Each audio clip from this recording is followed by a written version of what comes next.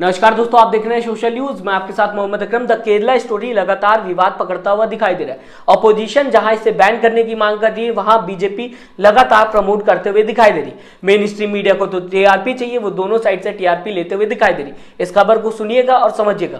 पहले प्रधानमंत्री नरेंद्र मोदी इस पिक्चर का प्रमोशन कर चुके हैं। उस केरला में चल रही आतंकी साजिश का खुलासा ये केरला स्टोरी फिल्म में, केरला फाइल्स फिल्म में उसे किया गया है। इसके बाद अमित शाह भी इसे लेकर बात कर चुके हैं और साथ ही साथ अब स्मृति ईरानी लोगों से कह रही कि जाइए और इस फिल्म को देखिए।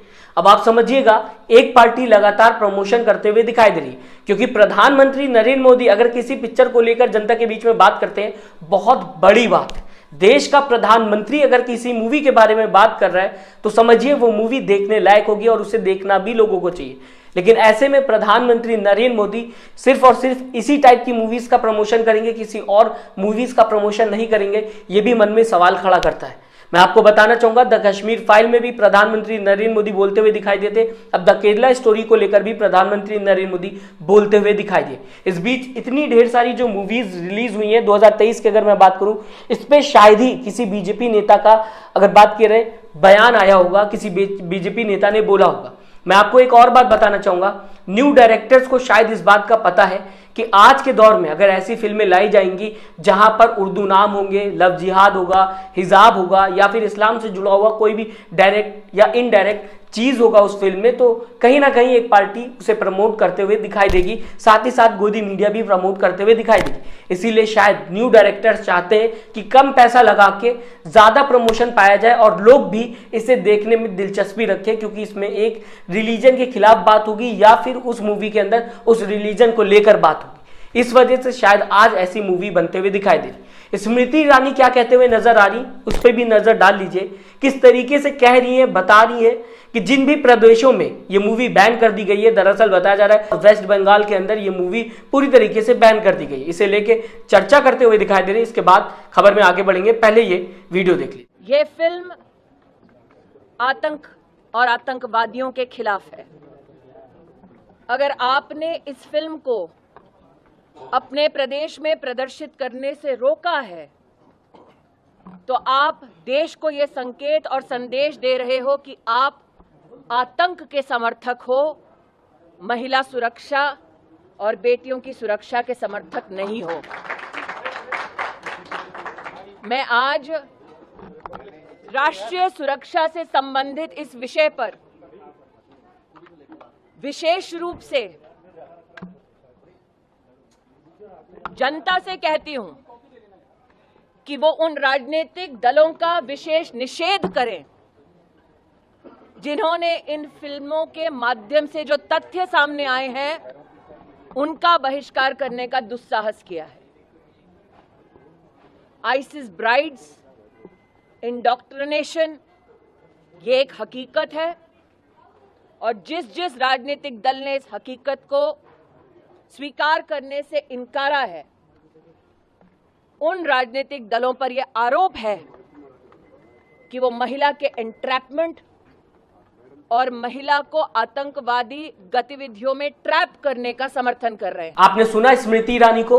स्मृति ईरानी बताते हुए नजर आ रही है, ये फिल्म जो है वो इंफोटेनमेंट नहीं है, एंटरटेनमेंट नहीं है, फिल्म एक हकीकत है। और जो लोग भी इस फिल्म के अगेंस्ट में खड़े हुए हैं, जो पार्टी इस फिल्म के अगेंस्ट में खड़ी हुई है, वो कहीं ना कहीं आतंकवादियों के समर्थन में खड़ी हुई है।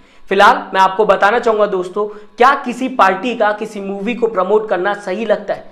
क्या सच में ये राजनीतिक फिल्म नहीं बन जाती है जब इसमें राजनीतिक पार्टियां कूदते हुए दिखाई देती हैं? एक तरफ राजनीतिक पार्टियां इसका बायकॉट करती हैं और दूसरी तरफ इस फिल्म का समर्थन देते हुए दिखाई देती बीजेपी पार्टी। क्या सच में राजनीति के फायदे के लिए पिक्चर बनाई गई थी? सोचने वाली बात है। पिक्चर जिनके लिए बनाई गई थी उनके ऊपर छोड़ देना चाहिए था कि वो देखें या फिर ना देखें। ऐसे में लगातार गोदी मीडिया चैनल्स प्रमोट करते हुए दिखाई दिए। क्या सच में न्यूज चैनल्स का ये काम रह गया कि पिक्चर को प्रमोट करें, लोगों को जाकर बताएं कि उन्हें ये पिक्चर देखनी चाहिए? क्या राजनीतिक पार्टियों का ये काम रह गया है कि पिक्चर को प्रमोट करें? और अगर इस पिक्चर में जिस तरीके से बताया जा रहा है कि केरल के अंदर ऐसा कांड हुआ और वो पूरी पिक्चर जो बनाई गई है वो सच्ची घटना पर आधारित है, तो सरकार का बहुत बड़ा फेलियर है। सरकार क्या कर रही थी। केंद्र में जो सरकार है लगातार कई सालों से काम करते हुए दिखाई दे रही है, अपनी सरकार को सबसे आगे रखते हुए दिखाई देती है। न्यू इंडिया में ये सारी चीजें होते रही और सरकार को कानो कान खबर नहीं थी। एक फिल्म मेकर ने पूरी फिल्म बना दी और लोगों के सामने रख दी सच्ची घटना। लेकिन सरकार क्या सो रही थी, प्रशासन क्या सो रहा था, पुलिस प्रशासन क्या काम कर रहा था, वहां के नेता क्या काम कर रहे थे, सबके ऊपर सवाल खड़ा होता हुआ दिखाई देता है। सब भी इसके लिए जिम्मेदार होंगे जो भी उस समय सत्ता में होंगे। कई सालों से ये गेम चलता रहा केरल के अंदर, जो कि इंडिया के अंदर आता है। तो इंडियन गवर्नमेंट क्या कर रही थी, ये भी एक सवाल है। इस पे कोई भी सवाल पूछना नहीं चाहता। क्या सरकार इस पे जवाब देगी? कैसे ये बातें सरकार से दूर रह गई, कैसे सरकार ने इन बातों पर ध्यान नहीं दिया? स्मृति ईरानी लगातार इस फिल्म को लेकर बात करती रही, जो कि फिल्म बना दी गई है, जिसको लोगों ने देख लिया। लेकिन स्मृति ईरानी वो बात भूल गई जो उनके घर के पास हो रही है, जो बात लगातार कई दिनों से चलते हुए जंतर मंतर पर दिखाई दे रही है, जो प्रदर्शन लगातार महिलाएं करते हुए दिखाई दे रही। वो भी एक महिला है, वो भी लगातार प्रदर्शन कर रही, रोड पे बैठी हुई है और वहां पर भी कई महिला ये इल्जाम लगाते हुए दिखाई दे रही कि किसी आदमी ने उनका हैरेसमेंट किया है।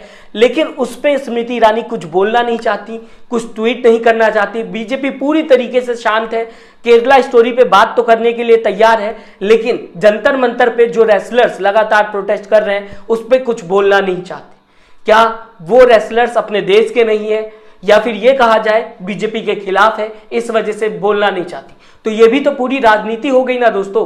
जहां पर आपका फायदा दिख रहा है वहां पर आप बोल रहे हैं, क्योंकि वहां पर आपका एजेंडा चलता हुआ दिखाई दे रहा है। आपके एजेंडे को वो फिल्म सपोर्ट कर रही है, इस वजह से शायद आपके हर एक नेता लगातार इसको लेकर बयान दे रहे हैं। लेकिन दूसरी तरफ जब रेसलर्स बैठे रहते हैं, लगातार इल्जाम लगाते हुए दिखाई देते हैं, आपके नेता को लेकर ये कहते हुए दिखाई देते हैं कि उनके साथ शोषण हो रहा है, उनका हैरेसमेंट हो रहा है, तो उसको लगातार शांत कराने की कोशिश की जाती है। उस पर कोई भी बात नहीं करना चाहता।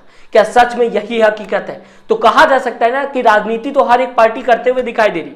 मैंने आपको दोस्तों बताने की कोशिश की कि इस साल कितनी मूवीज रिलीज हुई हैं। बड़े से बड़े डायरेक्टर की मूवी रिलीज हुई है, बड़े से बड़े एक्टर उसमें काम करते हुए दिखाई दे रहे। लेकिन ऐसे में कुछ ही मूवीज होंगी जिनका नाम आपको पता होगा, और वो डायरेक्टर जिनका नाम तक लोगों को नहीं पता, जो एक्टर्स जिनको शायद दुनिया भूल गई है, ऐसे में वो मूवीज लगातार हिट होते हुए दिखाई देती हैं, क्योंकि उनको डायरेक्टली या फिर इनडायरेक्टली कहा जाए प्रमोशन मिल जाता है। अपनी राय जरूर दें, हमें बताएं आपकी विचारधारा क्या है इस खबर को लेके। साथ ही साथ दोस्तों, अभी तक अगर आपने हमारे चैनल को सब्सक्राइब नहीं किया तो जरूर सब्सक्राइब करिएगा, इस वीडियो को लाइक करना ना भूलिएगा। अपना ख्याल रखिएगा। नमस्कार। चैनल को लाइक, शेयर एंड सब्सक्राइब करें और बेल आइकन दबाना ना भूलें।